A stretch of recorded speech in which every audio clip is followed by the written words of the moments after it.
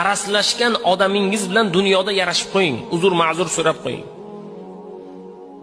Erta qiyomatda to o'sha odam bilan kelishuv o'z o'rniga tushmaguncha jannatga ham kira olmay turasiz. Shuning uchun bugun dunyoda adovat bilan, gina qudrat bilan avvalo yashama.